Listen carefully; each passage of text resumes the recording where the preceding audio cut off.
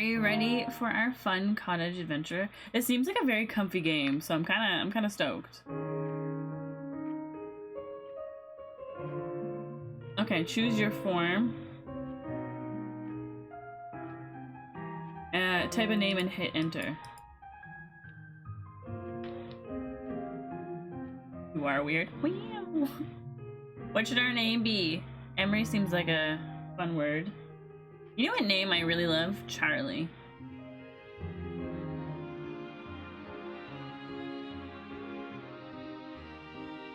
Except I hate, I don't like I don't like when people short form Charlie or Charles to Chuck. It's so bad. There's a lady whose her name is Charlene and it gets shortened to Charlie. And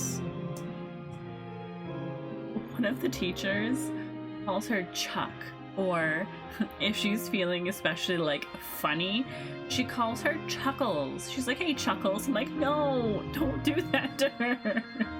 There's no way you think that's a good nickname. Alright. We're gonna be... Oh, that's so fun! So example, I'm looking for Emery. Did you see them? I saw them picking weeds by the river brook. Is this right? This can't be changed later. Yeah, that's good. This is the extended demo of a cottage story, which now includes the beginning of Act 2. Would you like to skip to Act 2? No.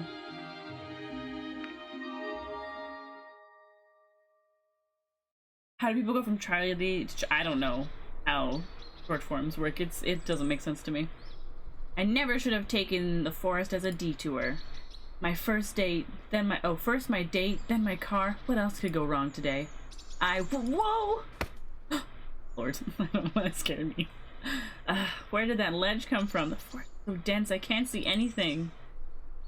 Ow, my arm. This is bad. I can't get up. With some effort, the man opens his eyes and tries to crawl. He grips his right arm, and his fingers come up wet. When his vision adjusts, he sees red. Heck! Has that always been there?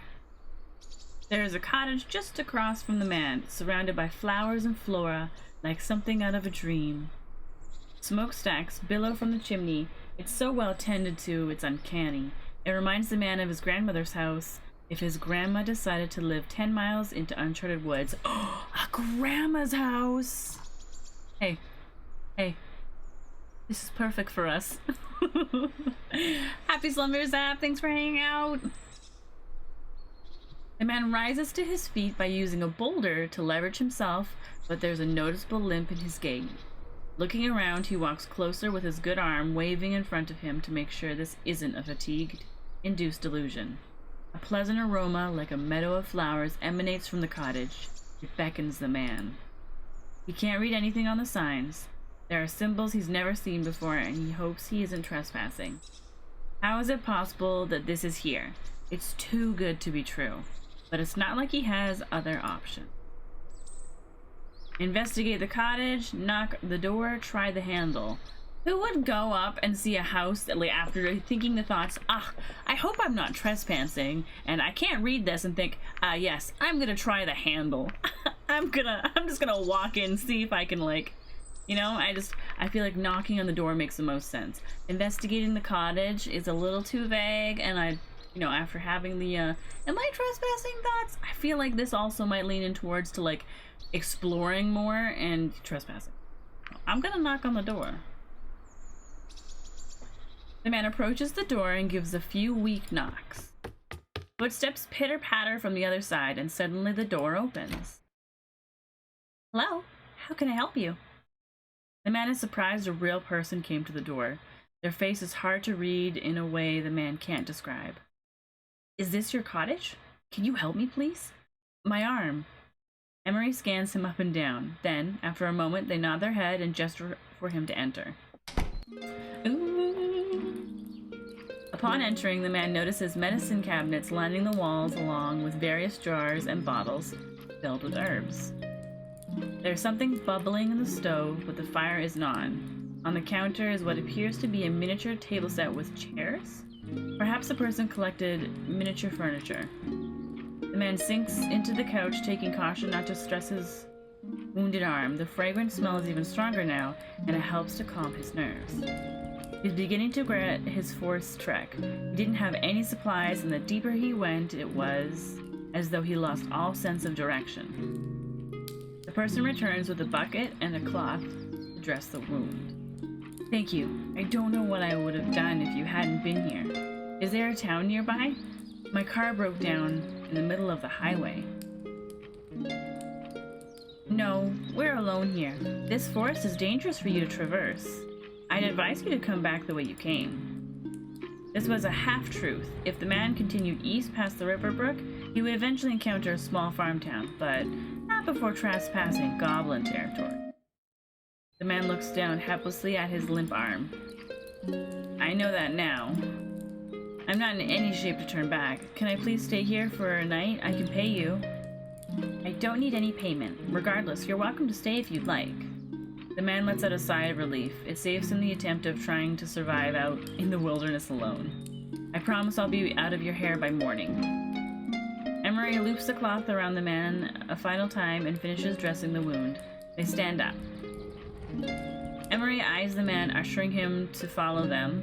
They enter a room off to the right of the cottage, and the low ceiling immediately feels claustrophobic. This is the bathroom. At first, the words don't register in the man's mind. His face crumples in confusion. The toilet is merely a hole carved into a rectangle box connected to the wall. This is an outhouse. Is there a place to wash up? There's a bucket for water and soap. Emery points to said objects located in the corner of the room, and there's a drain denoting that the whole bathroom was the shower. Scratching the back of his head, the man doesn't say anything out of courtesy. After all, this was a cottage in the middle of nowhere. Beggars can't be choosers. Before the man can ask any more questions, Emery had already exited the room. They turned into a narrow corner through the left wall.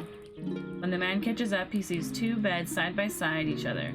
The one furthest from the door appeared queen size, while the other twin size. This is the bedroom. You can stay here in the meantime. Emery gestures to the twin-sized bed. This is where I sleep. Since this is the only bedroom, I hope that privacy isn't a problem. No, it should be fine. I have nothing to hide. You must be tired. Please rest up well. I'll make some tea while you settle in. Do you like Earl Grey? Yeah, that would be nice. The man sits on the edge of the bed. He couldn't believe his luck finding such a kind-hearted person. He can hear Emery making tea from the other room. It smells nice, and the man is tempted not to walk over to check on the tea right then and there. Not long after, Emery returns and sets the tea set down by the table next to him. It never occurred to him until now, but why was someone so young living all alone in a dangerous forest? He studies their face. It's quaint, just like the cottage. Their eyes were large and face amazingly symmetrical. Helplessly, it occurs to him that this person is really attractive. Suddenly, Emery places a hand to the man's forehead. You feel a bit hot. Maybe you should lie down? The man feels his face heat up against his will. He recoils from Emery's hand. Yeah, I'm hot. I mean, you're hot. I think I need to rest. I must have hit my head on the fall. That's not what I meant, but if you feel a fever coming on, let me know right away. For now, I'll give you some privacy. Emery leaves the bedroom. Once alone, the man briefly closes his eyes and lets out a sigh. The heck am I doing? He reaches for the teacup and sips the Earl Grey. It clears his sinuses and calms his mind, and it tastes exactly as Earl Grey should. The man isn't sure if it tastes good because it is good, or if his terrible circumstances made it even tastier by comparison. Once he has drunk his fill, the man shuffles into bed and drifts off to sleep.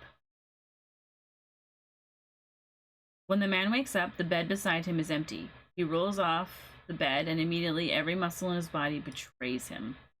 Ouch, ouch, dang it! This is what I get for falling off a ledge. There's a pleasant smell coming from the kitchen. The man walks towards Emery, looming over their short but stocky frame. He sees that they're pan-frying mushrooms and scrambled eggs over a stove. 2 plates already have biscuits and jam on them. Smells so good. Can I bring these plates over? Emery swats his hand away like a mother to an eager child. No, sit down. Don't worry about it. Oh, okay. Why is he frowning? Awkwardly, the man goes to sit down on the couch in the living room. The coffee table already had glasses of water, so he idly drinks. Emery soon joins him in the rocking chair across from him, right here, and sets down the plates. The two sit in silence until the man finishes the last of his biscuit. How are you feeling? Everything's sore, but I'm not dying. I think I'll be okay, but I've been wondering for a while now. When I open my phone, the GPS doesn't work. It's really weird. How am I supposed to find my way back like this? Phone? How would that help you get back? For the first time, the man notices an unused rotary phone sitting on a coffee table behind Emery, and he considers that he may have actually been transported to the 19th century. Never mind. I'm still really sore. Is it okay if I stay here a little longer, actually? Emery frowns. Their face is contemplative, which causes the man to fidget nervously. Had he overstayed his welcome? It's fine, but let me check on your injuries. Emery moves to sit beside the man. They carefully grab his arm to check the cloth that was tied the day before and begins to replace it. The man notices that a bucket of clean towels had replaced the bloody ones from the night before. Emery is already grabbing for a fresh cloth that they prepared. By the way, I don't think I ever got your name. My name is Emery. Emery Nayland. I'm an apothecary. Man, an apothecary? You don't see those anymore. I'm Michael. It's a pleasure to meet you. Likewise, if you continue north of this cottage, that should be the way out of Rossenward. Any other direction leads deeper into the forest, and I fear that's unsafe for you. That's really cryptic. What's out there? Just foxes and bears. Generally they stay away from humans, but one can never be too careful. Oh, of course, that makes sense. Do you live alone in this cottage? Must be tough for one person. Not bad. This is home. As the conversation continues, Michael finds himself getting lost in Emery's earnest amber eyes. It hurts him to imagine that they're living all alone in such a dangerous place. He brushes his wounded arm against Emery's.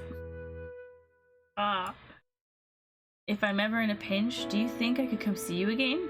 Next time I'll be more prepared, and I could even show you what it's like outside of this place. You're free to visit me again if you're hurt, but I'm well acquainted with Rossenward Forest. No, I mean outside of this forest. I think there's a whole world you're missing out on. Now Michael's holding Emery's hand with his good hand. There's a peculiar gleam in his eye. It's a shame that a beauty such as yourself is holed up in the middle of nowhere. Oh, no. That's kind of you? That reminds me. I didn't let Face know. Face said that she wanted to know.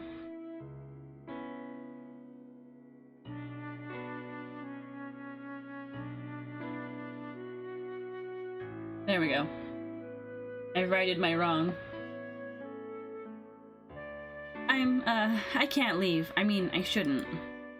Nervously, Emery attempts to pull away from Michael, but the reddening of their face tells Michael a different story. The man pulls forward with his lips puckered. Emery can feel their words recede into their stomach. Why is it so hard to speak all of a sudden?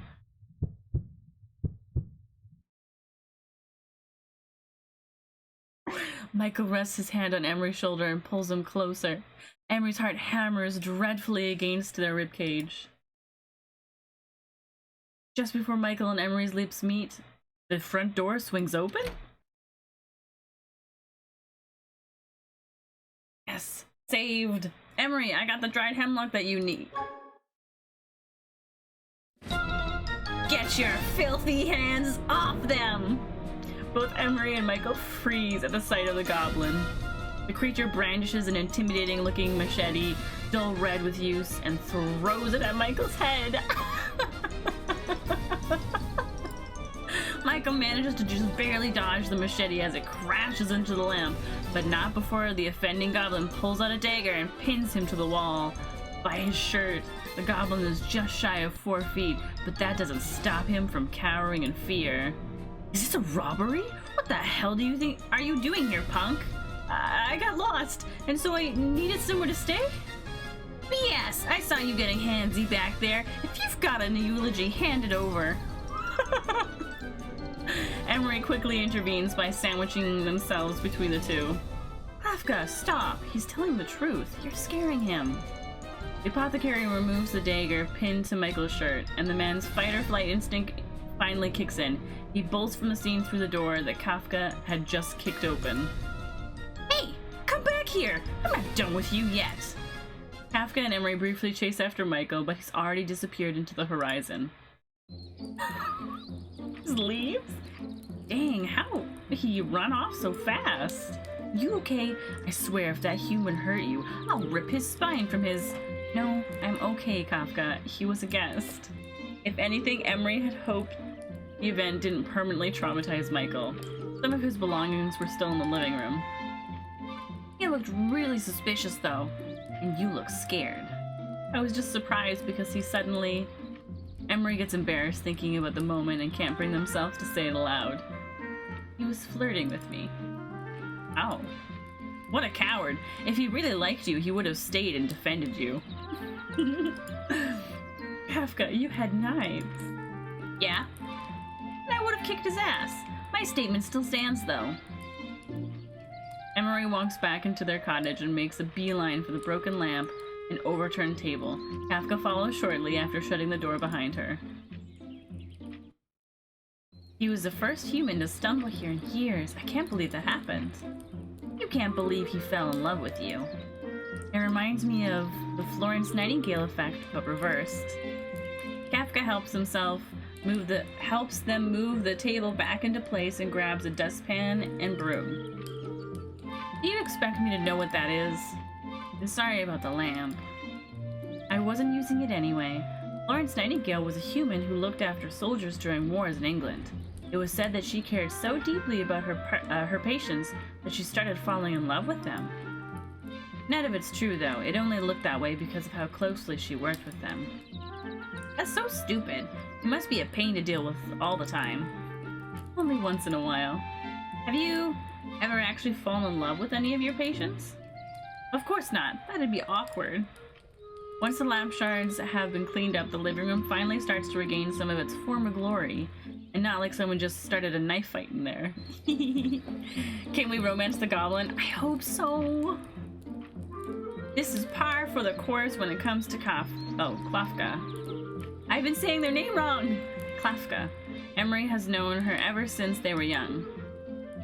Although more level-headed than most goblins, Klafka has always stuck her neck out for Emery, and they would do the same, but Klafka had a tendency of jumping to conclusions at the sight of any injustice or peril.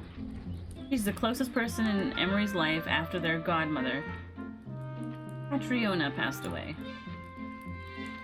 Klafka moves a little stool over so that she can reach the counter and pulls out the dried hemlock from earlier. Where's the mortar? This hemlock's not gonna crush itself. It's right in front of you next to the fairy beds. Klafka briefly searches the counter before spotting the mortar next to all the miniature furniture. There's too many lights in your den. It makes everything hard to see. Well, this isn't a goblin hole. Emery makes a mental note to themselves to dim the lights for Klafka whenever she's over. Aww. The cottage has always been like a second home to Klafka, despite the two having a tendency to butt heads. Emery sighs. What a day.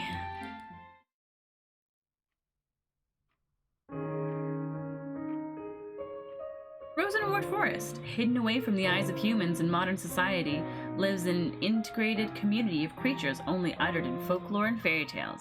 Only a handful of people know of their strange existence, much less interact with them. But once upon a time, a human named Catriona Nayland took residence in Rossenward. She built a small cottage by hand, where she resided for the rest of her days. Her cottage was as much a part of the magical entity making up Rossenward as the creatures, and she would be frequently visited by them. At first they toyed with her, stealing firewood and flowers from her garden, but they soon found that the woman had other talents. Catriona was a gifted apothecary who worked with fauna and flora, a possible explanation for her departure from the human world. She helped those around her without discrimination and earned the respect of even these mysterious creatures. One day she found a baby floating along the river brook, battered but miraculously alive. When she rescued the baby, it spoke to her perfectly in the common tongue, enunciating its words like an adult, but with the squealing voice of an infant. Mildly scary. Impressed, she took the baby and raised them as one of her own. Days turned to years, and the child became apprenticed to Catriona. They learned and mimicked everything that she taught them. Even after Catriona's passing, the cottage remains maintained by her one and only apprentice. Their name is Emery. The foxglove should quell your heart palpitations and other heart-related problems. However, the valerian roots are purely supplemental. If you steep them in hot water, it makes for a soothing tea. I would recommend you avoid alcohol. It'll only worsen your heart problems. Thank ye, Emery. I near thought I died this morning, but this puts me at ease. The elderly Norm slurs his words as he's missing about half his teeth, but the sentiment holds. He hands Emery a sack that he prepared in exchange. Emery peeks inside out of curiosity. These mushrooms look delicious. I'm sure they'll do great with stew. Aye, my pleasure. They're the biggest I could get me hands on. Another happy client marks the end of the morning. Most of the creatures living in Rossenward operated early in the day, which were the apothecary's business hours. Now that Emery has some downtime, they begin cleaning up around the house. They pick up a large laundry rack and walk it through the back door. The night before, it started pouring all of a sudden and drenched all of Emery's fresh laundry. Oof, oof. That's one of the things that I always think about when people used to put their laundry on the line. It's like if it suddenly started raining or looked like it was gonna start raining, you'd have to like run out and grab it all. That just seems very stressful, especially for where I am. I actually don't, it would take a really long time for it to dry because it's so wet here. Like it's rain, with the exception of like this last like couple weeks, it rains very frequently. Now it was sunny as a summer day without a single cloud in the sky. That was spring for you. After returning to the living room, Emery dusts all the cabinets and tables with a feather duster, cleans all the dirty dishes left from breakfast, and then reorganizes the medicine cabinet. This was routine. Even when Catriona was alive, this was only a few of Emery's duties. They never once found it tiring. In fact, Emery felt lost without the set schedule. As they check each labeled jar and can, they notice that they're low on feverfew. One of their regulars always comes in for feverfew since they suffer from chronic migraines. Though it wasn't an option for them to be low on this medication, Emery would have to go on a quick foraging trip. Fortunately, feverfew are perennial, meaning they grow year-round. Emery found it hard to imagine what chronic migraines might feel like without reprieve. The regular described it as a jackhammering to the head for hours on end. Ugh. One time, Emery had accidentally hammered their thumb trying to build a cabinet, and the pain was already unbearable. They should be glad. Growing up, they were always reminded of their good health, and the only treatment they could see was for small injuries and bruises. Must be nice. Yay, we're in the forest. This is so pretty. I like how like subtle like this is. Like it's not like ridiculously detailed, but I love all like the color variations to like add the detail. Like you can see like the grass over here with like different colors, and then the shadows over here. Ugh, so pretty. Feverfew grows just east of the cottage. The trees are scattered more sparsely to the meadows. So the meadows see more sun. Wildflowers grow in every nook and cranny, but Emery realizes they're not alone. A familiar mushroom-topped goblin is bent over a small patch that's been picked clean. Afka! Hey, what's up, Emery?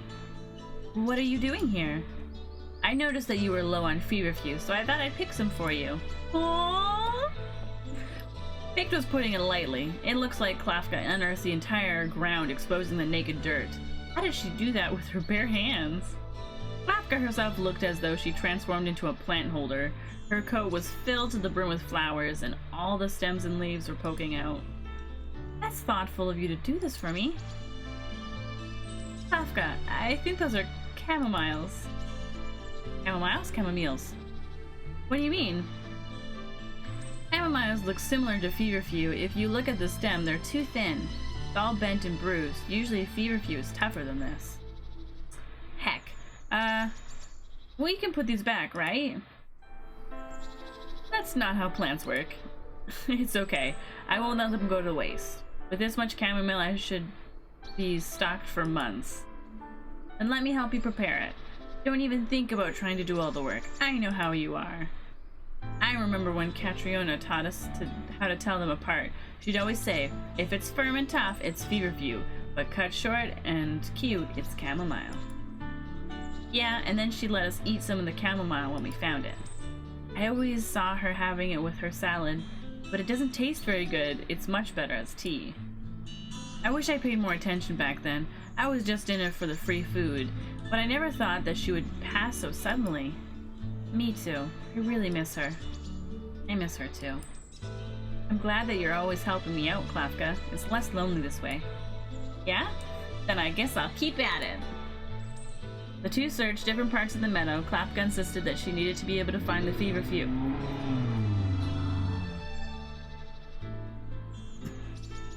Thanks, motorcycle. Klafka insisted that she needed to be able to find the feverfew without Emery's help, so she left them to their own devices.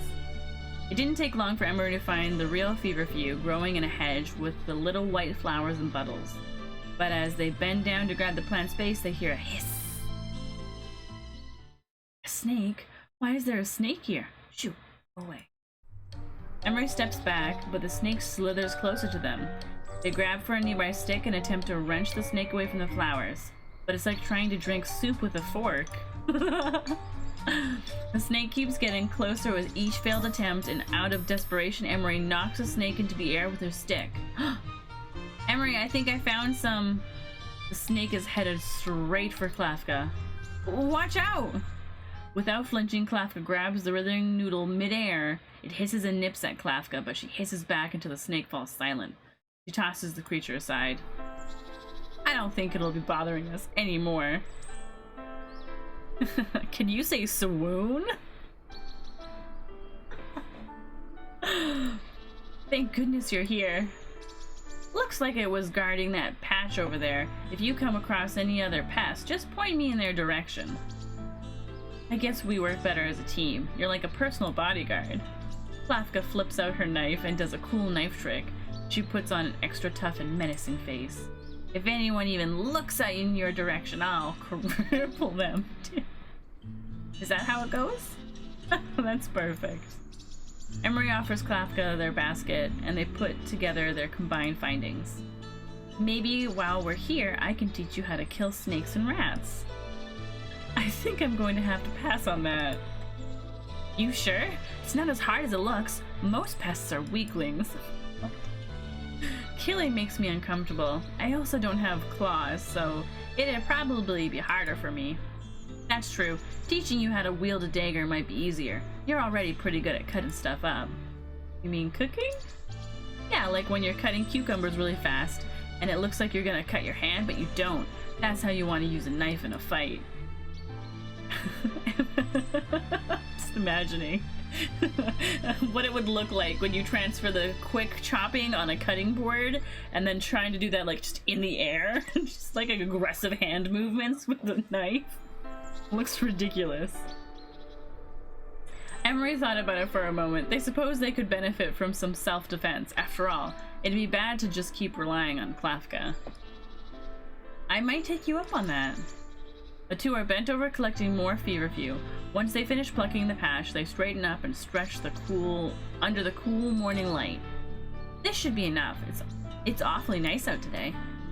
Then we should take a walk. It's bad to keep yourself holed up in the house all day. What if a client comes by while I'm out? They can come back later. You should think about yourself first sometimes. There's a path that's been worn into the ground from the meadow into the forest. It's likely that Catriona herself had developed it over years of walking the same routes over and over in Rossenward. After all, only humans would leave such an obvious mark of civilization. Hey, these look good, don't they? We could get some for the festival coming up. Ravka points to a sprawling walnut tree among the plethora of elms and ash. Emery nods their head. The residents of Rossenward love to find any reason to celebrate, drink, and be merry, and the spring festival was no different. It was a sort of potluck that everyone partook for mutual benefit. Ravka scales the enormous tree before her and picks the nuts off the tree one by one. She drops them as Emery swerves their body to try and catch the falling nuts in their basket. When the basket is filled evenly with both the feverfew and the nuts, Ravka leaps back down, landing on all fours. They take a circular route around the forest back to Emery's cottage. On the way back, the two come across an open clearing marked by goblin rays of light. There's a distant flute playing, which is a signature instrument of the satyrs, and as they approach, they can see the silhouettes of several creatures. One satyr is playing on a pan flute while the other is dancing. Wild animals slowly join in the procession, with a deer curiously inching closer to the satyr playing the flute.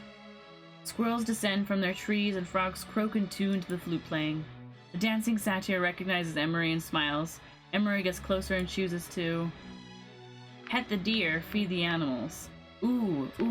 Do we want to pet or feed? I feel like we want to feed, because if we feed, then they'll like us more, and that means we'll have more opportunities for petting in the future. Huh? Genius. Oh, I thought I clicked it. Is it just me, or the squirrels eyeing my basket? Animals only really want one thing, huh? Emery bends down and sprinkles some nuts on the ground. They watch as the squirrels strategically break open the walnut and nibble at the insides. Some feet away, they notice other squirrels lounging around with their stomachs flat on the forest floor. Two presumably younger squirrels chase each other, and one hides behind Emery's feet. I'm no different than a tree to these guys. Emery is about to feed a crushed walnut to the deer when it's suddenly taken from their hand. The dancing satyr chuckles as he stuffs the walnut into his face. He suddenly leans in, close enough for Emery to see his slit pupils in dark brown eyes. Hello, Emery. Mind if I have some? Emery swiftly inserts a whole walnut between the satyr's teeth as he gives a muffled yelp. Consider personal space first. Love it. The satyr removes a walnut from his mouth and breaks it, normally with a smile. You're a feisty one. Here. I'm further away. I betcha I can catch any walnut you throw at me without my hands. Emery smirks and tosses a walnut in his direction. Impressively, the satyr bends forward and balances it on the bridge of his nose before letting it fall into his hands. Too easy! Come on! I've trained my whole life for this! Emery furrows their eyebrows and throws the next walnut in a high arc, so it's hard to tell where to land. The satyr eyes the walnut carefully, moving side to match the constantly changing trajectory. Like a dog catching a frisbee, he catches the walnut between his teeth. Ta-da! Even the satyr playing on the pan flute pauses for a moment to commend his friend. Emery offers a polite applause. Ravka stands far away from the commotion, hidden by the brush. Goblins are a natural enemy to animals of prey, so she probably stepped back to let Emery have their fun. It'd be better not to leave Klafka waiting. Oh. I hope you weren't bored out here. I wasn't bored. I managed to catch some fat ones. Klafka pulls her hand out from inside her coat and reveals a frog between her fingers, which, as advertised, is very fat. What a nice frog! The fat ones are the most tender when roasted. I wish you hadn't told me that. Hey, don't knock until you try it! Don't you know why goblins are such a nice green color? I thought it was to adapt to the forest environment, not because of how many frogs you ate. Not to mention, frogs are red on the inside. They aren't like carrots, where if you eat enough, you actually turn a bit orange. You can turn orange if you eat enough carrots? Weren't you just talking about eating frogs? Yeah, but I could become the only orange goblin in existence. That would be so cool. It'll mix with the green. It might be closer to a brownish puke color. I could become the only brownish puke-colored goblin in existence. Suddenly, Klafka stops. She has a look on her face that means she either heard something dangerous or saw something shiny, and therefore extremely intriguing. Klafka bends down and rummages through the dead leaves and dirt. Emery expects Klafka to pick up a particularly glossy stone or rock. It's popular nowadays for goblins to line their den floor with shiny rocks, the same way someone might refurbish their countertops to have a marble finish. When she stands back up, the gleam from the object is enough to catch even Emery's attention. It's a ring! Why would anybody have such an ornate-looking ring in Rossenward? Emery wonders if Michael had lost it while he ventured into the woods, but it's unlikely that he wandered so deep. Klafka puts the ring up to her finger, but it's obvious it's not going to fit. Nonchalantly, she reaches over and grabs Emery's hand to try the ring on each of their fingers. Aha! A perfect fit! Are you proposing to me? Klafka stares blankly at Emery. Suddenly, she whips her hands away from them. Huh? What? No, I mean, why would I? It was a joke, you know, how humans propose? Sorry, I thought you would get it. Oh yeah, I knew that. It's supposed to go on the ring finger anyway, so this wouldn't work. The ring is on Emery's pinky finger, but it can't go past the first joint. That is a tiny ring. They take it off and return it to Klafka. It looks valuable, and it's still in good condition. Someone must have lost it recently. Or it got washed up by the river and landed here? I doubt they'll be needing it anymore. Klafka pockets it into her coat, which is immediately followed by an upset croak. Oh. Whoa, wrong pocket. Klafka opens her coat to reveal lines of hidden pockets where she securely places the ring. I want this. I'm Canadian? How? What prompted this revelation?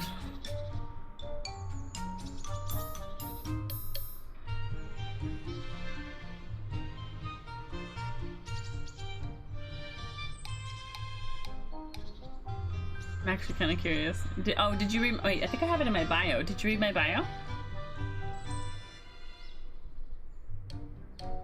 Klafka opens her coat. Oh yeah. Oh, did I say the word sorry? Ha ha ha ha ha. I scrolled down and used my university education to decipher the ancient runes. Okay, so yeah, my profile. Okay.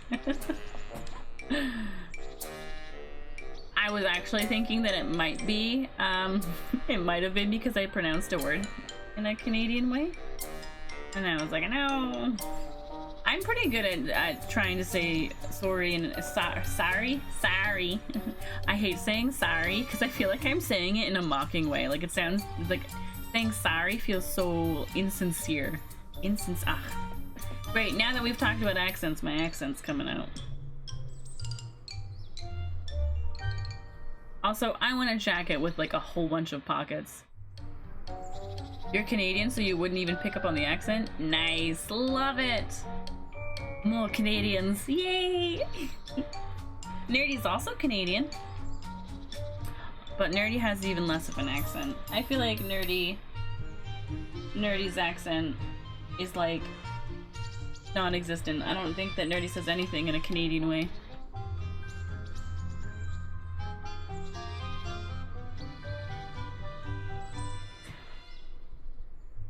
It's safer here anyway.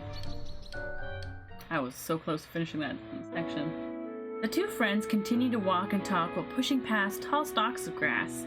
Up ahead, Emery could see the front of their cottage and yard. I should probably check to see if my laundry is dry yet. Your stuff got rained on too? It was raining so hard yesterday that the water seeped into my den. I'm still waiting for it to dry. Yeah, it's better than having a dry season though. Klafka nods her head with a knowing expression. Better to be flooded than starving. By the way, I'm sorry for getting the wrong plant earlier. I probably wasted your time. What do you mean? I had lots of fun today. I thought I was just going to pick up some feverfew and then do some chores, but I'm glad I got to walk with you instead. Really? Emery gestures to their basket filled to the brim with the day's bounty. Who's going to help me prepare all this chamomile anyway? You're right, I almost forgot I promised to help you cut them up. Emery opens the door to let Klafka in, and they spend the rest of the day preparing more chamomile than a person would ever humanly need. If you want a diverse medicine, elderberry extract is good for fevers, colds, and headaches. Great for families since it's an all-in-one medication. Helen might not like the taste, though. Emery holds a jar the size of a sunflower seed. Wait, what? Emery holds a jar the size of a sunflower seed between their pointed finger and thumb. A pixie with purple hair and shimmering pink wings flutters close to the jar, inspecting it with her small fingers. This jar should be able to last you half a year. So cute! Yeah! How did you know this was what I was looking for? The little ones have been giving me sleepless nights, you know. The last thing I need to worry about is them getting sick one day. If that ever happens, let me know right away. I can prescribe a few more specific medicine if you like. Oh, I know you can. You've never failed me before. Such a bright kid. The pixie flies over and pinches Emery's cheek. It feels like Emery just got adopted. Again. I've left some seeds on the counter for you. Maybe you can add it to that beautiful garden of yours. Thank you. I'm sure they'll make a great addition. She's only dropped by the cottage a few times, but this pixie is always so nice. Emery can already remember the flutter of her wings before she comes in. And the seeds she has are usually a flower, but they've never seen before. Emery opens the door for the pixie mother as she makes her way out. Do you mind if I bring the kids next time? I'm sure they would love to play in your garden. Maybe even drink some nectar. Would love to meet them sometime. I hope to see you and your kids soon. Well, hopefully not too soon, seeing as this is an apothecary and all. But thank you all for your help. It's like when Nurse Joy says, I hope to see you again, and you're like, what? You want me to come back here with my Pokemon? So tired they need to see a Pokemon hospital? Emery bristles at their own awkward statement and simply smiles and waves. That was real slick, Goldenrod. Emery could recognize the only closed satire in Rossenward anywhere. Can you let me die on the inside in peace? Well, I was going to, but I actually dropped by to return these books. True to Satyr's words, he's carrying 3 books under his arms. Last week, Emery lent Rufus the Primrose Trials, which is about a human who's cursed to appear like a monster. In order to lift his curse, he needs to find another person to fall in love with him. Emery found the story to be rather contrived. Is it really so hard to fall in love with someone who looks different from you? Did you want to get new ones? Only if you're fine with it. Man, this series was a train wreck, huh? Tell me about it. At first, Rufus had just been a talkative neighbor. Is it bad that I'm laughing at the neighbor part? Neighbor! And frequent visitor to Emery's cottage, but after a few conversations, they realized Rufus was one of the only creatures in Rossenward who could read and write in the common tongue. Since then, he's been upgraded to a book buddy. Emery joins Rufus by the coffee table with the 2 sets of tea steeped with chamomile. On the table is a bowl of checkerboard biscuits. What's a checkerboard? Oh, I know what those are. Prepared for guests. Chamomile. My favorite. Rufus suddenly fakes a shocked gasp. You didn't by chance know this and prepare it especially for me, did you, Amber Eyes? I'm so flattered. You knew. Who knew you could be this nice? I just love the expression. Yeah, totally. You can have all the chamomile you want. Help yourself. Really, you can't find hospitality this nice at the nearest tavern. Rufus dips a biscuit into his tea and eats the dark squares before the light ones. So, you've got any good recommendations? Never pegged you for the type to like cheesy romance, but I don't suppose you've got other genres. That's definitely not me. It was just a series I had lying around the house. Rufus just seemed like any other satire, so Emery had tried to pick a more dramatic title. Though, in hindsight, it was probably wrong of them to generalize. What kind of book would Rufus like? The Murder of the Cursed Halfling. Tyrant's Temptation. Murder or Temptation? I'm gonna go with murder! I think you'll like this one. Rufus grabs the mahogany-colored book and gives it a once-over. Murder of the Cursed Halfling, eh? It's even red like blood. He reads the summary. Zuin Muck never thought that he would be murdered, and his ghost cursed to haunt the detective who also instigated his murder. Can he expose his murderous crimes and stop the detective from getting away with first-degree murder without a corporal body? Read this thrilling saga to find out. That sounds unnecessarily complicated, but I can't say it didn't hook me in. I'll read almost anything, but do you actually read books like this? No, I just grabbed a random book. I guess I'm not good at recommending things aside from medicine. Well, is there a book that you like? Book I like. Emery brushes over several titles before settling for a couple of dense-looking books and stares at well-torn covers fondly. They take it out and show it to Rufus. This is a great series if you want something more complex. It's in the form of an anthology, and it has everything drama, adventure, tragedy, and every story has a satisfying conclusion. They also tell each part from multiple perspectives, and it covers a lot of different settings, too. Never get tired of reading these books. Rufus picks up one of the books and thumbs through its pages. The pages are twice as thin as a regular book. Yep, I'm picturing it. I can feel it on my fingers. All the anthologies I've ever read, just this tiny thin paper that you have to be so careful when you like turn the pages, because if you turn the pages like in too fast, because you're just so excited for the next page, it's like tear, and you're just like cool. You feel sad inside. And it smells twice as much like a book than a regular book. I'm sorry, it smells twice as much like a book? Okay. Wow, that sounds great and all, but isn't this just a botany textbook? After skimming the text, almost all of the case studies start with the effects of eating certain herbs and subsequent poisoning, which were more often than not fatal. Rufus assumes that would count as tragedy. Is there something wrong with that? No, I guess we just have different ideas of what's a story and not. This is hilarious. There's some big words in here like, oh no, Aphanathaus? What does that even mean? It's just referring to a plant that's not big or showy. It's not that hard. When I was younger, my godmother used to read this to me every night before I went to sleep. What the? How young are we talking here? I think I was probably 6? Man, you're making the rest of us look bad. When I was 6, I couldn't tell the difference between goats and actual satyrs. My mom had to convince me to stop talking to the goats all the time. It's actually really funny. But goats can't respond. How did that even happen?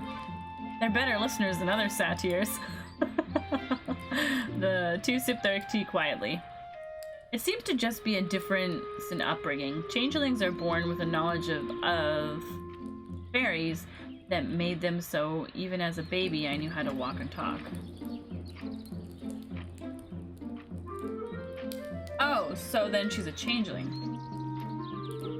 My godmother told me that a fairy had replaced me with a human baby, and when the human parents found out, they tried to drown me in the river. Dang.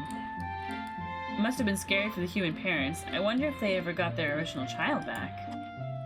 Scary for them? What about you? Well, I can see why it happened, so it doesn't bother me. If they hadn't thrown me in that river, I would have never met my godmother. That's messed up. You know that. Looking back, it was pretty messed up. Emery doesn't remember much of the event, but after saying it aloud, the truth was spread very plainly. Their original parents had attempted to murder them. Or were the fairies their original parents? There was a feeling of being submerged in water for a long time before Catriona had come by and rescued them. For a while, Emery remembered being afraid to speak to her, but when they did, Catriona only smiled. Alright, give me a second. I'm just gonna take a drink of my juice. Anytime I have the juice for the first time, though, it makes a really loud sound when because it's filling up the straw, so just give me 1 second.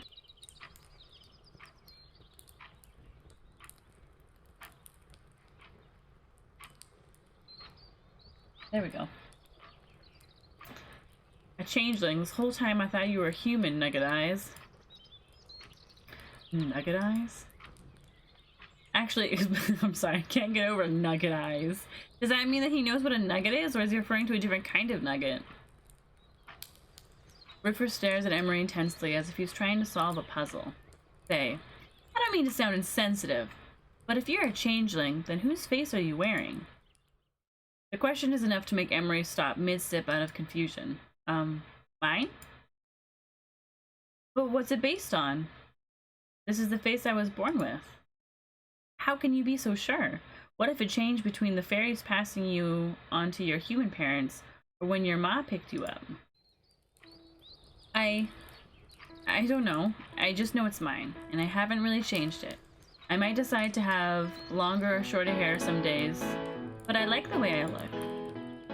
Some confidence you got there. Shape-shifting is really dangerous. My regulars need to recognize me, and I also need to recognize myself. I try to avoid major changes.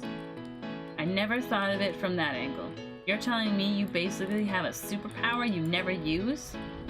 Maybe I'll use it when I actually need it. Emery walks back over to the bookshelf and skims over the numerous books. Rufus accompanies them and points to a couple of leather-bound books before picking one with a steel binding. Steel binding? It's an autobiography of something called the Crimean War? From the perspective of a soldier. This one looks neat. Is that the one you want? Yeah, and once I memorize some more plant jargon, I'll try out one of your childhood books. You don't have to force yourself to read it. It looks like something you enjoy, so why not? I wonder if we're just being introduced to some of like the romance options. With that, the two start to clean up the plates in the living room. Once all the dishes have been put away and the books in their proper places, Rufus makes for the doorway. Hey, Emery, before I go, how do I look? Emery tries not to let out the surprise show on their face. That's the hat Michael was wearing just a few days ago. You look that great, or you look great? Because I mean, you know, it looks pretty good. But I'm also concerned. What's with the face you're making? If it's bad, you should say it to my face. Rufus, that used to belong to a human. Yeah, only a human would make something this tacky. He stayed at my cottage 2 days ago. Oh, is he asking for the hat back? No, Klafka threatened him, so I don't think he's coming back anytime soon. I just haven't seen another human in years. I wondered why they stopped coming to Rossenward. It didn't seem that long ago that I'd see one fishing in the river or picking flowers. Yeah, I wonder why. Probably for the better. I know a couple of satyrs in my tribe who like to go overboard with pranks. Humans make good targets because they're so gullible. Wait, is that why they keep trying to convince me fairy butter is actual butter, and the goblin holes are Mother Nature's bathrooms? Does your tribe know I'm not human? The silence is deafening. Rufus is trying extremely hard to keep a straight face. I'll be sure to give them a stern talking to.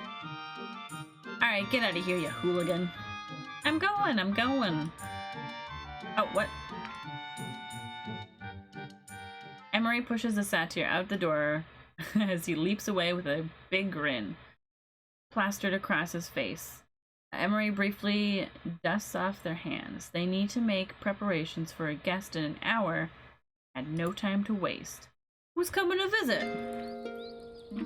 It's been a long day. After Rufus left, Emery spent the next hours consulting a Freyant on their shedding bark, a goblin with a broken leg, and fixing a sign that had been knocked over from the recent storm. Emery turns over a sign on their cottage porch to show that their services were now closed and makes preparations for bed. As they settle in, they look over at the empty bed beside them. Once Catriona had gotten older, Emery would often help her into bed, and they were left with most of the housework as they saw their mother slowly wither away. The final months were the hardest, and Emery wondered if someone would be by their side once they became old and gray. However, it was possible that they might outlive those around them instead. However many years did changelings have anyway? They had been aging like a human for 1 or 2 decades, but as time passed, Emery's features seemed to stop changing. Maybe Michael was right. Is there something more out there? If only there was a way to learn more about changeling. Lord.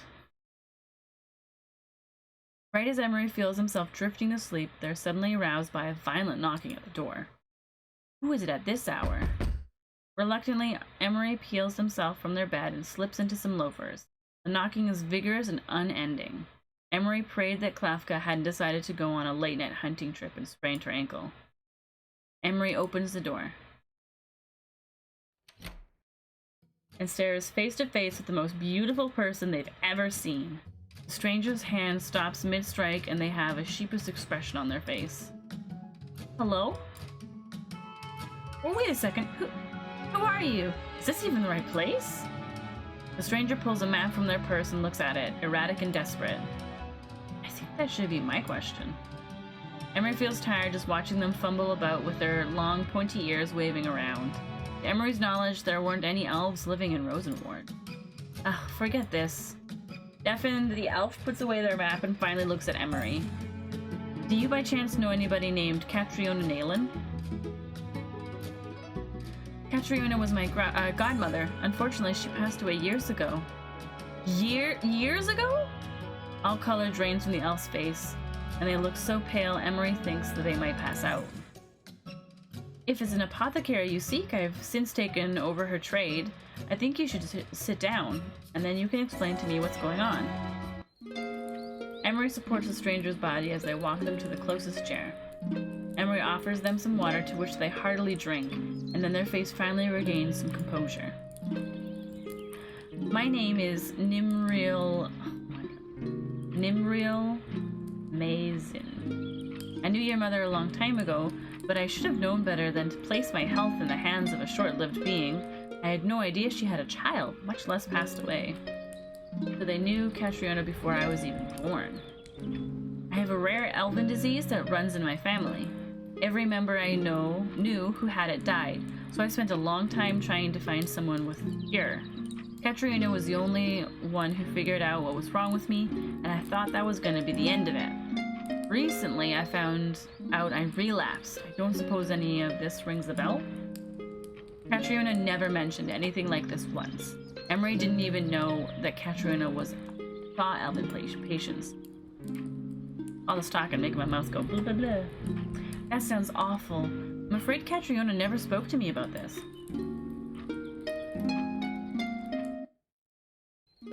Is there a recipe for the medicine?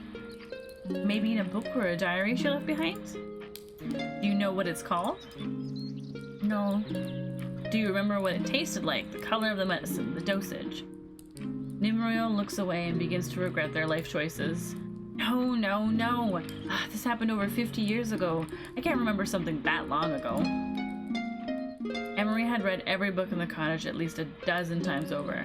At no point was there any mention of an elven disease. Many of Catriona's personal diaries spoke of Rossenward's unique wildlife and biome, but never about anything outside of the forest. The best Emery could do was connect the right herbs to Nimriel's symptoms, but they were unsure that they could solve their underlying problem. Nimriel gets up and walks over to Emery's medicine cabinet and opens it without warning. Emery quickly walks over to stop them. Can't I just try each of these until I get the right one? Are they stupid? Emery shuts the cabinet. No, there might be unexpected side effects, which could end your life sooner. I'm sorry, Catriona never told me the cure without a proper assessment. Oh shoot, I messed up. I was afraid you were gonna say that. Look, don't even bother. It'll probably be faster for me to find a different doctor. Thanks for the water and stuff. Emery watches Nimriel open the door, and just as quickly as they came, they left. 12 hours later. I changed my mind. Help me, please. I'm going back. I'm going to die. I've come this far and I can't go back. Emery is roused awake once more and quickly opens the door. Nimriel is on the ground. There's basically claw marks on the door. Please stop screaming.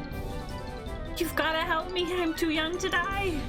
In the background, a fairy passes by the cottage with their young. The commotion startles them and the fairy ushers their young and fast flutters away. Relax, I never said I wasn't going to help you. What's wrong with you? I tried to find my way home last night, but I got lost. Again. I got lost trying to get here too. It's too late for me. I'm running out of time as we speak. No. No, you're not. You have time, Nimriel. I understand that you're scared right now, but in order for me to help you, you have to slow down. It's hard to watch someone grovel and cry on the ground, and it's the first time such a thing had happened to Emery. They bend down and reach a hand out to Nimriel as they look up with a sniffle. They grab Emery's hand and rise to their feet in an attempt to soothe Nimriel. Emery pats their arm. Thanks, just Nim is fine. It's Emery. You can call me Emery. If Katrina was able to find a treatment for you, then I should as well. There's not a single thing she didn't teach me about medicine, or her style of medicating patients. Okay, but what happens when you die? I never thought that was something I had to worry about until it actually happened. I can always write it down, and you can always pass it on to the next doctor. That's assuming they know where to find the ingredients and how to prepare it. If it's a specific plant or formula, then you'll die with this knowledge. Why are all the best doctors short-lived races? Short-lived? Are you talking about humans? Humans, gnomes, goblins, it doesn't matter. What about changelings? Huh? Rufus suddenly pokes his head over Emery's doorframe. Am I, interrupting something here? Yeah, I'm dying! Dang, I'm sorry. I just need to get a quick fix. Emery is my drug dealer. What the heck is this an addict? Please don't listen to him. Emery lets out a sigh and subconsciously tugs at their earlobe. Let me get the medication for him first, and then we can talk about what to do next, okay, Nim? Inside the medicine cabinet are jars and vials of varying sizes. They're all filled with dried herbs, either crushed to a fine powder or in bite-sized chunks. Emery grabs one of the large jars labeled Feverfew and places it on the counter where they prepare a cloth and start to measure and shovel the Feverfew onto it with a tablespoon. Nimriel discreetly peers over the doorframe and notices a row of white flowers with leafy stems in bundles near the window. There are several buckets with dried versions of presumably the same plant. The rest of the cottage is in pristine condition. Nim's memory is hazy, but it's almost as though Catriona never died. Everything is exactly the same. Emery opens the drawer below them for tweezers and picks out all the little imperfections muddled in the herbs. Once satisfied, they tie up the cloth and head back to Rufus and Nim. Rufus happily takes the drug in his hands. You really are talented with this herb stuff. Makes me feel better about relying on an uncertified backwoods doctor. Yeah, Emery's the best uncertified doctor I know. I'm the only doctor you know. Nimriel, right? Rufus holds a hand out, to which Nim shakes. Nimriel Mason, but you can just call me Nim. I'm Rufus. I don't have a last name, but wow, Moonlight, what a pretty name. Thanks, my parents thought of it themselves. Wait, how do you know what my name means? I can speak Elvish. I cannot. How do you know how to speak Elvish? It's not very good. I only know a little. No, it's almost better than mine. This is the first time Emery has ever heard Elvish. The way the words are pronounced is elegant and high tempo. Emery attempts to decipher what they're saying, but is only able to pick apart one or two words. Where I'm from, people call me Nimruil. Why? Because I'm the sickest? I'm terminally ill. Oh. It sounds like Nim is trying to teach Rufus how to pronounce their name correctly, but Emery isn't sure. They don't want to interrupt their bonding moment, but there were more pressing matters at hand. Nim, in the next few days, I'm going to need to talk to you about the disease you have. Oh, that's right. I think I better head out. I think I better head out. I'll leave you to your work, Ember Eyes. See ya, Nim. With a feverfew in hand, Rufus waltzes away. Nim and Emery wave him goodbye before getting back to their conversation. What were we even talking about before? I wanted to ask them about the lifespan of changelings, but it seems like a bad time right now. Is there anything you need up front before the consultation? I should have brought that up sooner, considering you're offering to save my life. Money and labor, my left kidney, I'll give you anything. Emery has never asked much from any of their clients. They accepted almost anything if the client was genuine with their exchange. It's a thought that counts, and that was always subjective. However, this time Emery had something in mind. I want books. What kind of books? Informational ones. Okay, what subjects? Maybe about different countries and people? But I also want to know about different cultures. Oh, ones with recipes too. Okay, kiddo, how about I just take you to a library when this is all over? A library? Emery's never been to a library before.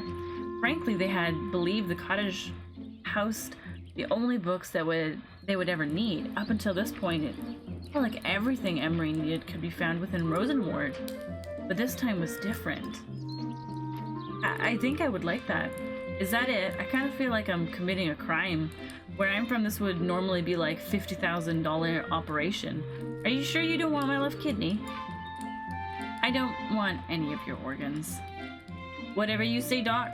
Then I guess I'll be living in Rossenward for the time being. I don't suppose you know where the nearest inn is. Rossenward doesn't have any inns. Embassies? No. Taverns? No. Brothels? No. I don't suppose you have room for one more in that cottage of yours? Okay, you're going to have to work for that one. Yes, Your Majesty, I'll do whatever you say, I promise. You won't even notice I'm here. Your track record hasn't been great so far. Emery brings a hand to their face and pinches the bridge of their nose. Normally this would be where Emery humbly agrees, but Nim could be here an indefinite amount of time, and they didn't know if that was something they wanted to deal with. Having a temporary housemate might be a small price to pay in exchange for knowledge. And they knew Catriona. Begrudgingly, Emery moves aside to let the taller elf in. If you're going to be staying here, I need to set some rules first. Starting from that day, Rossenward gained a new resident and Emery a roommate. It was also the beginning of a long journey to find the cure for Nim's disease. Hey, Act 2, look at that. Boom. What if that means we met all the characters? What are you doing with all of those? Is that why you were gone yesterday? There's several stacks of square fabric patterns organized on the coffee table in an array of colors. However, the greens are dominant because that's Catriona's favorite color. Oh. Catriona herself is bent over the table, picking apart the different pieces. A few strands of gray hair stray from her bun as she adjusts her reading glasses. I'm making a block quilt. Catriona holds up two of the blocks. In her left hand is a yellow block with adorable little bees smiling. The other has bright orange and red poppies that seem to jump off the block. Do you prefer bees or wildflowers? Oh, do you prefer bees or wildflowers? Bees! Really? You don't think the flowers look better? I like bees. I do, I love bees. Alright, and I'll put in a few bees just for you. Catriona's eyes squint as she smiles. A sewing machine manifests on the table. Catriona gets right to work on the block quilt. It looks nice. I'm guessing this is for the stuffing? Emery's hand lingers over a bag of fluff. Yes, I'm hoping to introduce this to the goblins. They go absolutely ballistic when they find an abandoned cloak. Imagine their reaction to something homemade. Are you going to teach them how to quilt? Darling, I would, but sewing machines are simply not made for goblins. Catriona smiles even as she's working on the quilt. Emery sits against the sofa with their favorite mug and sips. They could have sworn they brewed chamomile. but the tea tastes like lavender. There was this elf yesterday. They said they knew you. That seems unlikely. I thought so too, but it didn't look like they were lying. You saved their life. Prolonged. That's all that medicine is, really. You can only prolong life for so long. They weren't supposed to die. I think it's a good thing. Yes, well, no one wants to die sooner than they have to, I suppose. Ouch. Red seeps into the cream-colored quilt Catriona is working on. She sucks on the injured finger. Must be my age. Don't say that. It's an old sewing machine. Catriona stands up and waves her hand gently. That makes two of us. I'm going to get a better look at this. Emery immediately gets up and follows. Don't go. We have bandages. Emery's godmother turns to look at them. It's a straight-on gaze that causes Emery to halt immediately, and Catriona rests a hand on the apothecary's curly head of hair. What are you so worried about? Only a little blood. Sometimes everyday things are dangerous, but we can't get anywhere in life simply expecting to get hurt. We need to do what we love anyway. I wish you would stay here. Catriona is walking away towards the front door. Emery tries to catch up to her, but the space between the living room and the front porch starts to stretch impossibly. Stop! Stop! You can't be afraid of what's to come.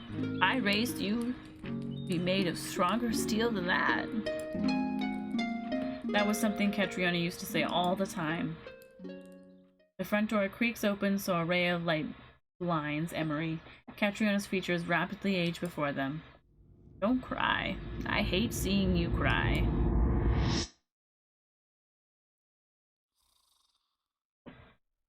Yes, they put me in the game. Trying out a new grandma voice. You had a meeting. So far you haven't actually missed any romance. I think so far, right now all we've actually done is we've just like met all of the characters and like there's a setting. It kind of feels like there's a bit of like a mystery kind of component to the show, or to the game. So I think we're trying to find more about this person's life, Emery's life. And then there's like seeds of romance in it. There was a human guy who we scared. Well, we didn't scare away. Klafka, our goblin BFF, scared them away. She's pretty cool. She scared them away by throwing a machete at their head, missing, and then pinning them to a wall with a knife, a dagger. So that was pretty cool. Pretty sure we're sold on that a little bit. And then we met a satyr who stole the human's hat. He's our book buddy. He's pretty cool. And then we recently met an elf whose name is Nim, and they're dying and they're currently living with us so that we can cure their disease. I think that's it. I think that's everybody. Alright, let's wake up. Emery turns over to the source of the snoring. It's just Nim. I wish I could stop getting these dreams. Emery lies still in their bed for a couple of minutes, eyes glued to the ceiling, but any hope of restful sleep is lost. They slip into their loafers and quietly leave the bedroom. Emery could hear the morning birds chirping, so it's not nearly as early as they expected. There is only a single photo of Catriona and Emery in the cottage. Welcome to Lord. Party. Kevin, thank you for the host. This is terrifying. To suddenly hear nom nom. Okay, it sat by the rotary phone and still looked new because they would never let it collect dust. Just keeping your heart in prime condition. Thank you. Emery remembers the day as though it were yesterday. It was a rare moment where they had a guest over, and it was the first time Emery saw Catriona so nervous. The whole day was spent storing away all odd trinkets and hiding any trace of the unordinary. Then, everything had to be moved, the photography set up. A man stood behind a camera, what looked like two enormous lamps shine down, and Catriona diligently worked back and forth with the man. Emery felt like an ornament in the background. They were silent, adjusted, and moved ever so slightly until eventually it was over. A week later, the frame and photos were sent over. It was tedious. It didn't feel important, but now Emery wishes they'd taken more pictures together. With a sigh, Emery sets down the photo. There's nothing to do this early, but they start cleaning up the living room anyway. Although accustomed to strangers crashing at their cottage by now, Emery had to admit that even goblins were tidier than Nim. Nim's belongings were still strewn haphazardly over the couch from the days before. Take a look. Nim's knapsack is flopped on the side, the contents exposed for all the world to see. It's quite nearly impossible for Emery to not pick up the shiny badge embellished with a coat of arms. The badge is silvery and features a hawk over a shield. There are foreign words lining the bottom, which Emery can only assume is Elvish. If only Rufus were here. Emery puts the badge away and turns their attention to the book that had fallen out near Nim's knapsack. Nim reads books? I'll just read the summary. However, the book lacks any summary of note, as it's entirely composed of pictures. It features sparkly elven characters, often framed by a backdrop of roses. From what little Emery can understand, the story appears to take place in a school setting. Although plain looking, the main protagonist is deeply embroiled in a love affair with all the other characters. This seems hardly realistic. And for some reason the story is read from right to left instead of left to right. Maybe it's an elven thing. Emery goes to return the book in Nim's knapsack, but there's not enough room due to all the trash and wrappers. They're sure Nim wouldn't mind if they helped them tidy up a bit. Emery grabs a fistful of the wrappers. Thank you for soap. Now you Cookie Monster too. You're funny. Where I assume Spoopy Jar? Oh my goodness. Stop barking. Lord. Oh wait, I wrote Spoopoo Spoopoo Jar. Good gravy. Hold on, let me try this again. Spoopy Jar. And the bot mocked me. Thanks. Okay, I'm pretty sure. Okay, I'm hoping that the dog stops barking. They've been barking at nothing. They like pump each other up into thinking there's something outside, and then they look at all these different directions at nothing. I just want to clarify. There's nothing outside, and then they bark at it, and then they turn their heads and they bark in a different direction. I'm just like, there's no one there. Who are you barking at? No one. The answer is no one. Stop barking. Ugh. Alright, where are we? Alright, we're grabbing a fistful of wrappers and pull them out along with a frilly pink bra hooked on it. Hurriedly, Emery tries to put the bra back in Nim's knapsack, but it keeps springing out. And the apothecaries panic. They hardly notice as the front door swings open. Hey, Emery, there are rabbits eating your plants outside. Nim strolls out of the bedroom, yawning with her arms outstretched. Good morning, fellow cohort. What's shaking? Back breaking, bones ache. Is that my bra? Who's that? Whoa, a goblin. They're even smaller in person. The hell is that supposed to mean? You must be one of Emery's patients. I'm their— oh, whoops. You must be one of Emery's patients. I'm their new roommate. Roommate? What? Since when? And why does Emery have your bra? Nim turns to Emery as if just remembering that they were holding the bra. Nim's brow knits in concern. Oh. Don't tell anyone I use a push-up bra.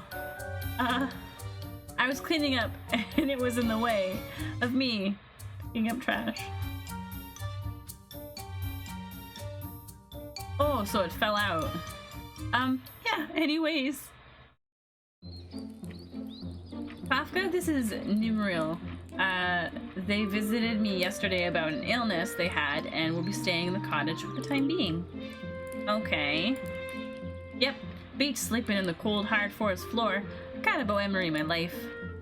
I can see it now. Every night we'll make it like a slumber party. Rathka crosses her arms and looks Nim up and down in silent judgment. If you're a patient, I guess it's fine. Why are you looking at me like that? I'm not a hobo. What kind of disease do you even have for you to stay here so long? If I knew, I wouldn't be here. Is it cancer? Elf cancer?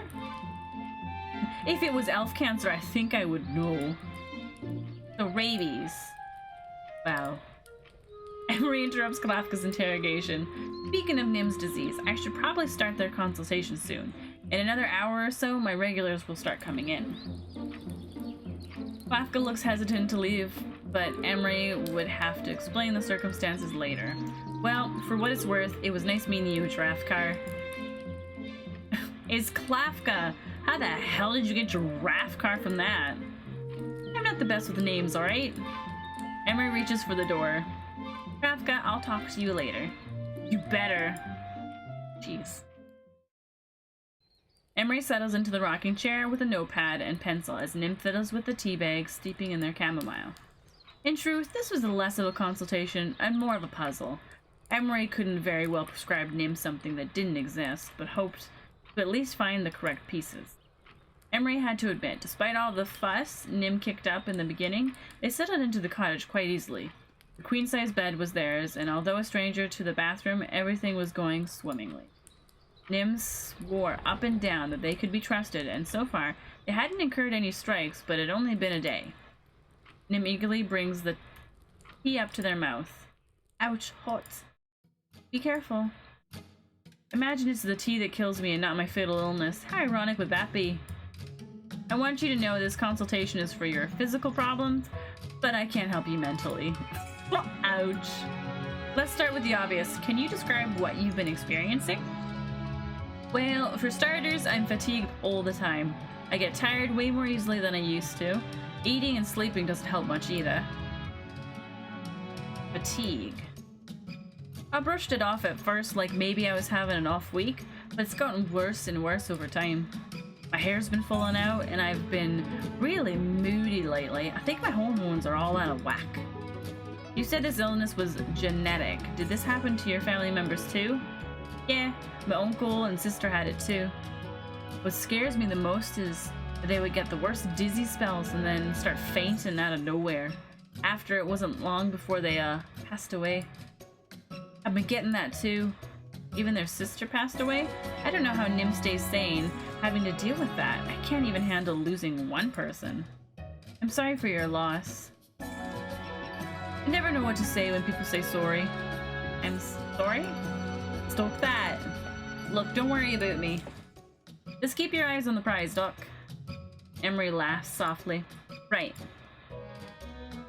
I wonder what it is about these dizzy spells that cause this. When did they start? What did they feel like?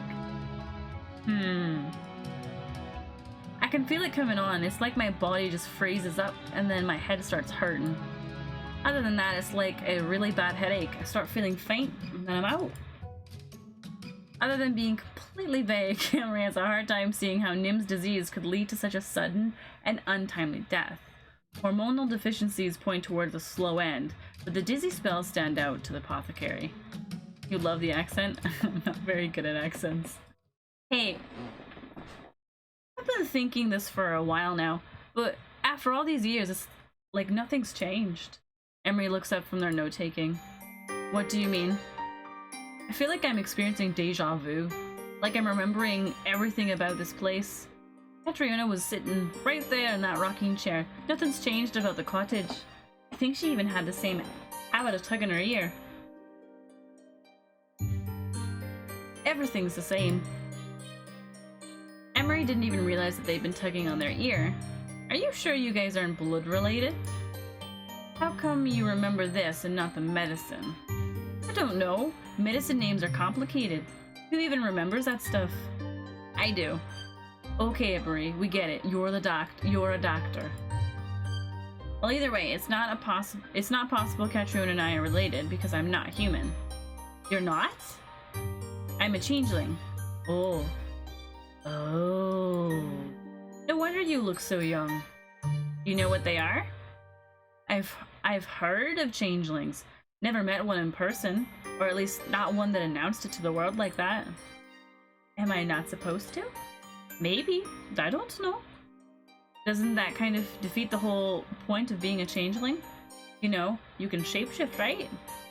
I know that. Oh, Emery, can you shapeshift into me right now? I'm not very good at it. It would probably look really bad. Nim gives a disappointed sigh. I forgot you're adopted. Nim, I have a question I meant to ask. How many years do changelings have? Are they short-lived? Actually, I don't care if it looks really bad. Really? Nim, how long can changelings live for? I think they should be like elves. If you're lucky, you might live to see your 500th birthday. 500? Nim looks at Emery as if they just told them they won the lottery, but all the apothecary could feel is dread. Emery slowly runs their hand through their hair. They were not thinking. They didn't know what to think. We're getting off topic. Let's focus on the task at hand. So, that's a no to the shapeshifting? Nim, task at hand. Instead, Emery looks to their notes. They were doing a job here. They were supposed to be helping Nim. The words on the page seem suddenly hard to read, but the apothecary attempts to refocus. Fatigue, brittle hair, moodiness, fainting. It's a vague combination of symptoms, but the way Nim describes it is strange. Why is it so gradual? I think I have a better idea of what I'm looking for. I'm just going to run some physical tests now. Nim peers over at Emery as they head to the kitchen. Cabinets fly open and Emery rummages through numerous jars and bottles before coming to a halt. They hold up a black jar. The inside squirms. What have you got there, Emery? I need to draw your blood. Emery opens the jar and picks out a slippery black leech. They approach Nim. Nim continues to regret their life choices. Give me your arm.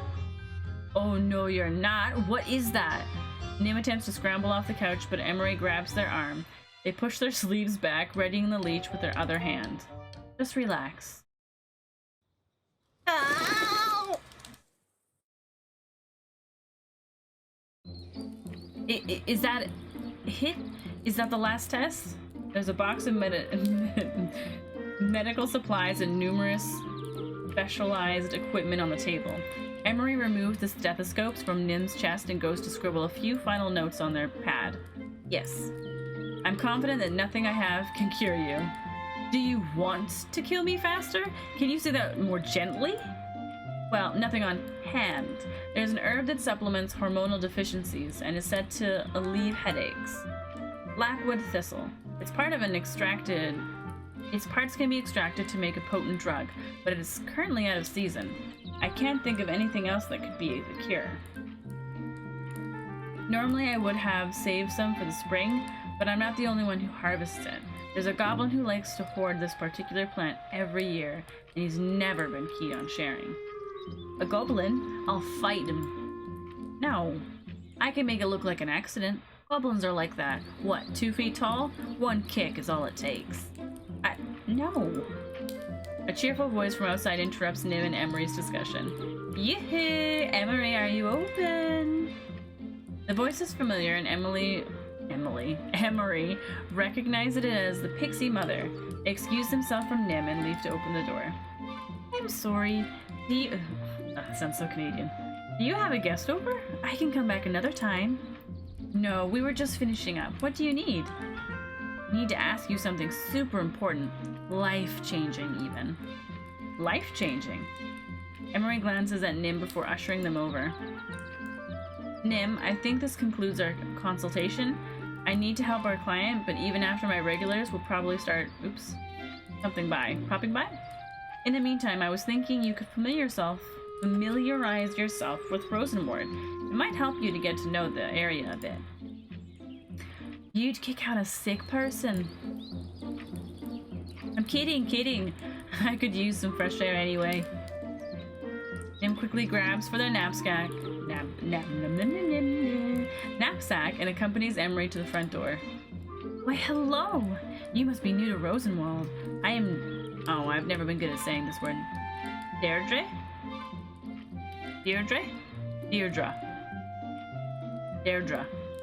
Dang it. See? I can't do it. I'm Nimriel, but you can call me Nim. The pixie mother excitedly flies over to Emery's side, speaking in a hushed tone. Who is this? They look just like a model. Could it be you had a partner I didn't know about? Emery's eyes widen, and they mouth the words no to Deirdre before briefly swatting her away. That's not nice. What did you need? Alright, I'll cut to the chase. The spring festival's coming up, and the fairies and I are planning something big. It'll be held right at the heart of Rossenward, where all the fairy flowers are blooming. There's more drinks, more games, and we want everyone to be there. Will you be coming or not? The fairies have been working hard, taking care of the flowers for the spring festival.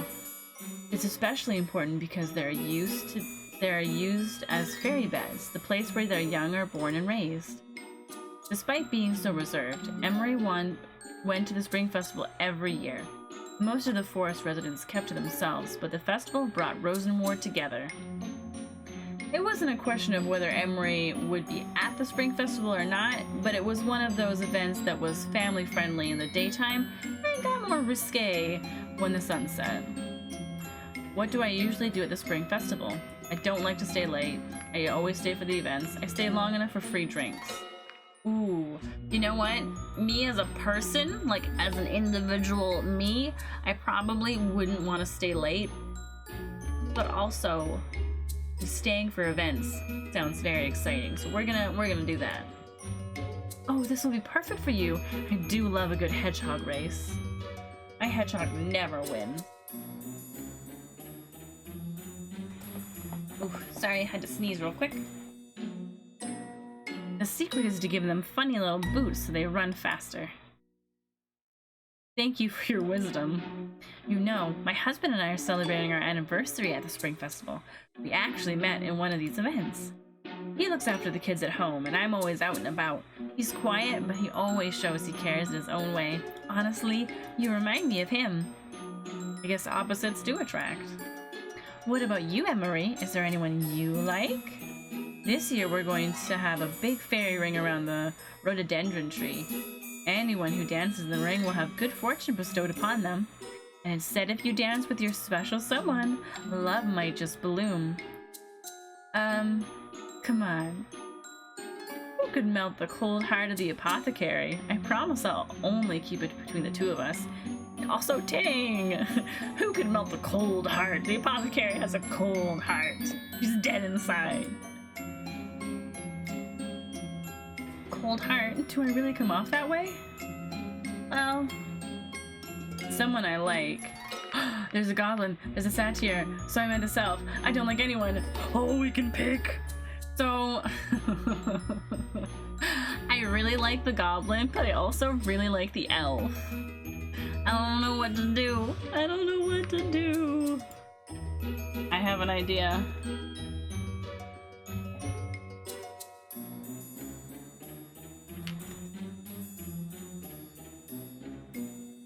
Alright. Oops.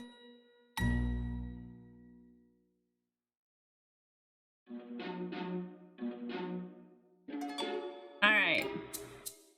Boom. 2-minute poll. Who do we romance? Ah.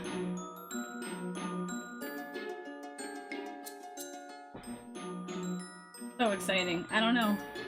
I like the elf's energy. No one. I like the elf's energy, but I also like how like the goblin just constantly like reaches for a knife or a machete.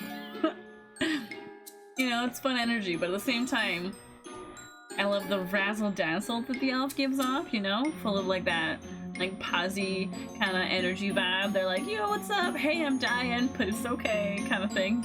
You know what I mean? You know what I mean? Okay, I'm going to be right back. I'm gonna let you vote. We're halfway done. There's only a minute left, but I have to go to the bathroom, so vote and enjoy this beautiful music. BRB.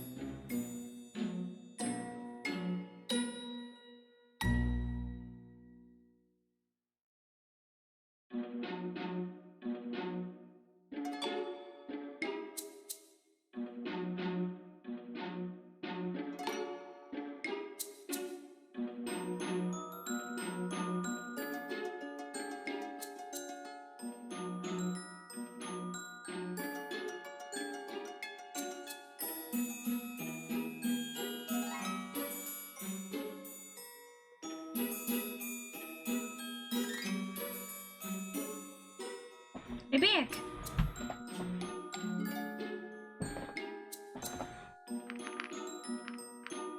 Elf. Alright.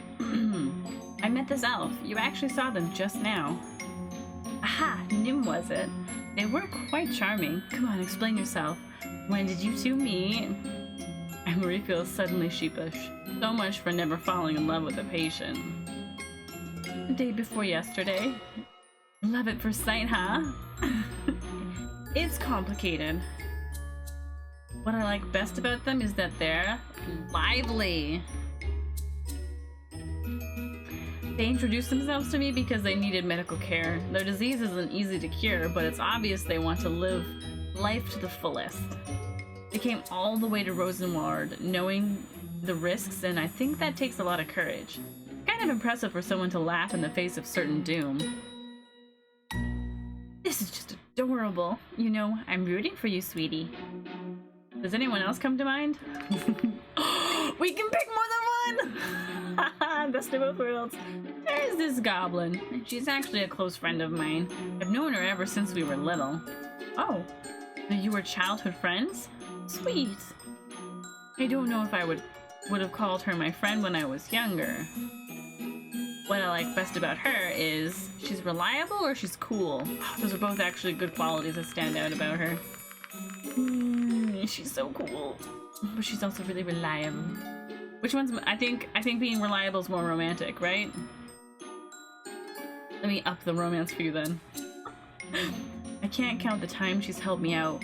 Once I came home from a foraging trip and forgot to lock the door. There was someone inside.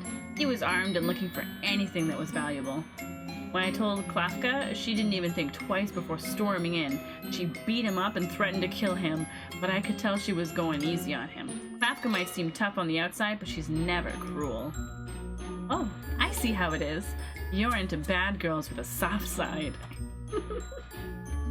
Help me, I can't do this game. Does anyone else come to mind? No. No, that's it. Can't believe you like so many people. You must have a lot of love to give. Ow! Don't call me out. There's a lot of people in the world. What's the time? I better hurry home. I'm sure my husband must be worried. I promised we'd finally do some baking together with the kids. I'll leave you to it then. Thank you for dropping by. Aw, Emery, it was my pleasure. I feel like I saw a side of you I don't normally see. Really? Yeah, I'm wondering who you'll dance with at the spring festival. You can't exactly dance with them all. That's assuming any of the people I like agree to it.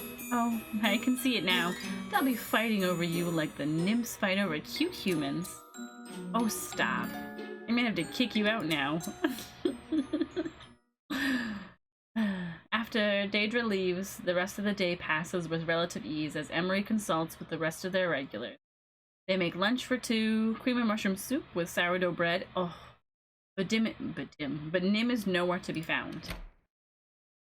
It isn't until the sky is orange and the soup is cold that Nim saunters back with a flower crown and a half-empty drink in hand. Even without asking, Emery could tell they met the satyrs.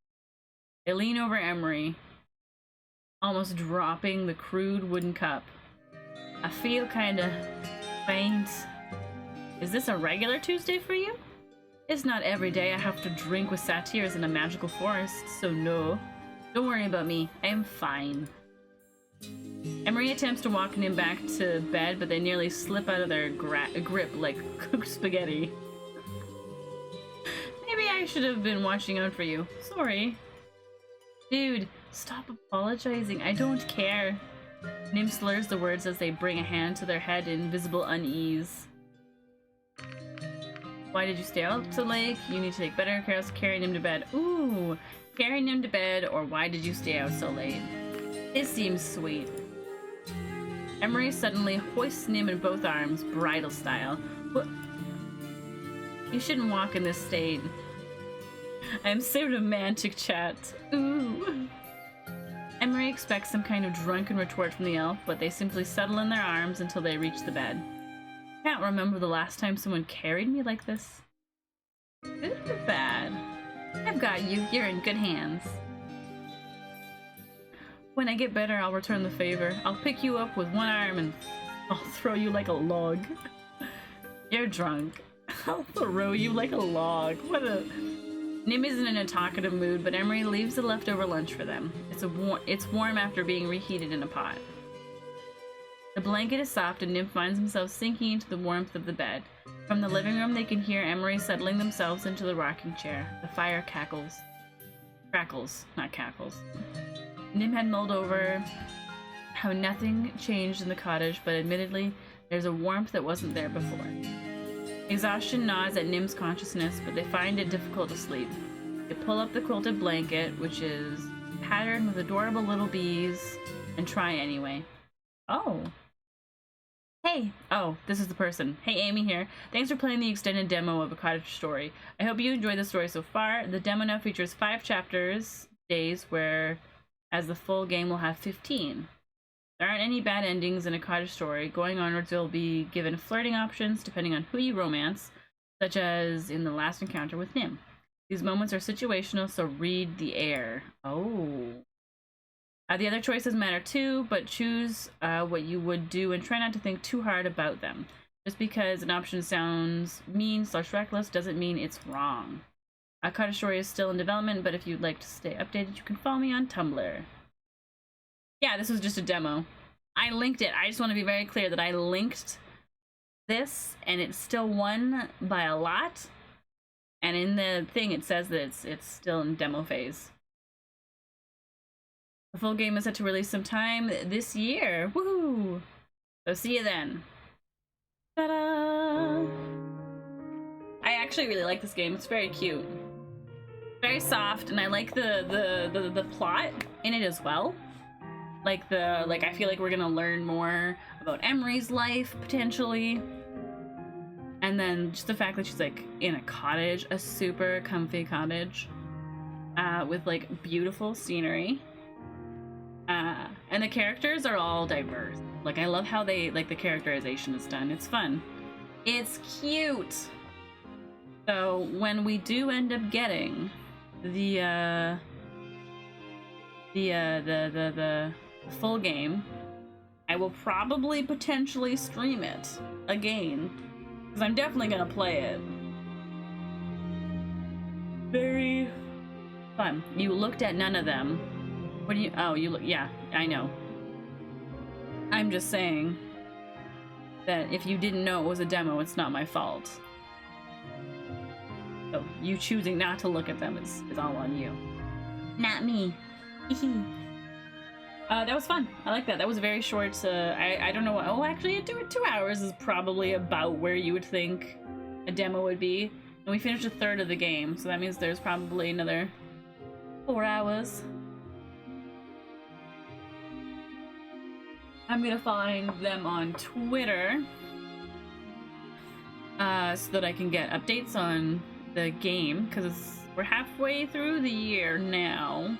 So if we're lucky, sometime later this year, we'll get the rest of the story, which is very exciting. I can't wait. I wonder what kind of disease Nim has too. Or if it's actually a disease, and if, like... and if maybe the reason that we didn't find any information about her disease in any of, like, the books or the diaries is because it's not actually a disease, it's something else that's, like, I don't know, I'm trying to think of something that, like, multiple people could go through, but maybe it is a disease, because if she's saying, like, it's her family, and, like, maybe she doesn't see anyone else going through it, I don't know, but it'd be funny if it wasn't actually a disease, and it was actually, like, something very, like, normal and easy to, like, deal with, you know?